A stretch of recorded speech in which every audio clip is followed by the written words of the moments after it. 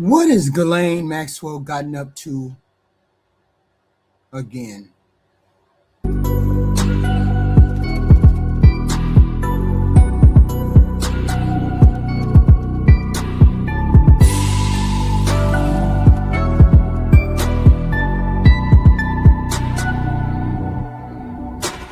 Ghislaine Maxwell is scheduled to appear virtually before the House Oversight Committee on Monday, tomorrow. And let's be clear about what's most likely going to happen. She is expected to plead the fifth and refuse to answer the questions. Chairman James Comer already said her lawyers made that clear. He stated, quote, "Her lawyers have made it clear that she is going to plead the fifth," unquote. So this deposition is probably not going to be some dramatic moment where she spills names or exposes some gigantic secret like Donald Trump was involved with everything. It's probably going to be a question after question after question, followed by "I invoke my Fifth Amendment right." She's going to say that every time. Now, why would she do that? Because she's still trying to overturn her conviction. She's serving 20 years in federal prison for recruiting and grooming underage girls for Jeffrey Epstein. How she considered herself his girlfriend and did that, she had to be a degenerate too. Push that aside. Even though her appeal to the Supreme Court was denied, she's still fighting in court, arguing that there was juror misconduct and prosecutorial misconduct during her trial. Her lawyer made that clear months ago in a letter to Comer. He wrote, quote, "Accordingly, our initial reaction was that Ms. Maxwell would invoke her Fifth Amendment rights and decline to testify at this time," unquote. That's not dramatic, that's strategy. If you're trying to get your conviction thrown out, you don't go under oath in front of Congress and start answering questions, sensitive questions that might get you in trouble. Anything you say can be used against you later. Her lawyers aren't going to let that happen. But here's where this bigger picture goes. This committee isn't just interested in Maxwell. They're trying to figure out if other powerful people were involved with Epstein. Authorities believe Epstein abused more than 1,000 young women and girls. That number alone is staggering. Maxwell herself referenced 4 named co-conspirators and 25 men with secret settlements. Secret settlements to what exactly? In one of her legal filings. What's going on there? That language alone has fueled a lot of public speculation. People hear that and think, who are they? Who are these 4 people and who co-conspirators, which meant they're closer. They came right after her. So Epstein and her knew the whole thing. Then there's 4 co-conspirators that knew most of everything. And then 25 men that were on the periphery. Who are those 4 named conspirators? I hear that and I wonder why haven't nobody else been charged? At the same time, the Justice Department said they haven't found enough evidence to charge these other people.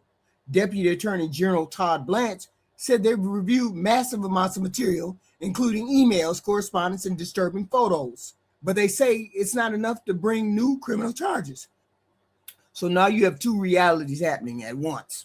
You have millions of pages of files being released. You have references to co-conspirators, 4 co-conspirators, and you have the DOJ saying there isn't enough evidence to prosecute other people.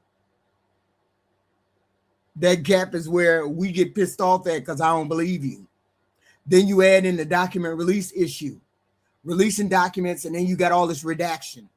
The Justice Department released huge batches of Epstein files, huge, including millions of pages and thousands of videos.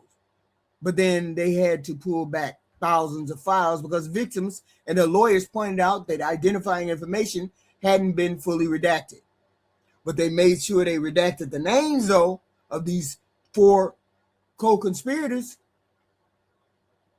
So in their explanation, DOJ officials wrote, quote, "It would not have been reasonable to expect a reviewer to classify the information as victim identifying," unquote. That statement tells you something about the size and chaos of the document dump. But it also raised concern because when you're dealing with victims of abuse, protecting identities isn't optional, it's critical. Democrats on the Oversight Committee criticized what they called a botched release of the files and asked what steps were taken to protect the victims after January 30th when the most recent disclosure happened. Now let's widen this out, okay? The committee isn't just calling Maxwell. They subpoenaed Bill and Hillary Clinton. There was even talk of a contempt vote when they resisted appearing. The Clintons offered to speak privately without an official transcript, but Comer rejected that. He called it, quote, untenable, close quote. Bill Clinton says he's called for the full release of the Epstein files, but it's still not enough for Republicans. Hillary Clinton fired back publicly and said, quote, you love to talk about transparency. There's nothing more transparent than a public hearing, cameras on, we will be there, unquote. So now you have to fight over whether these depositions should be closed door or fully public. I want them to be public, of course. I want to hear and I want to see the expression when they say stuff.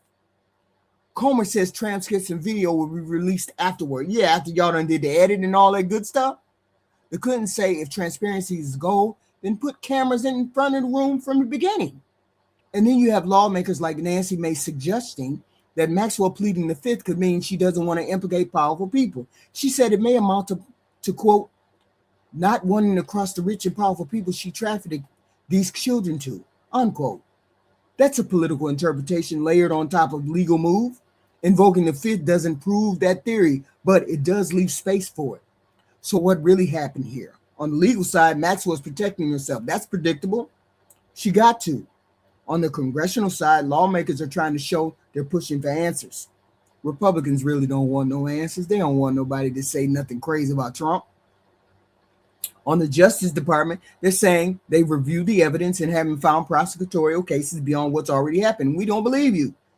All that evidence, all them files, and you can't find not one person to prosecute?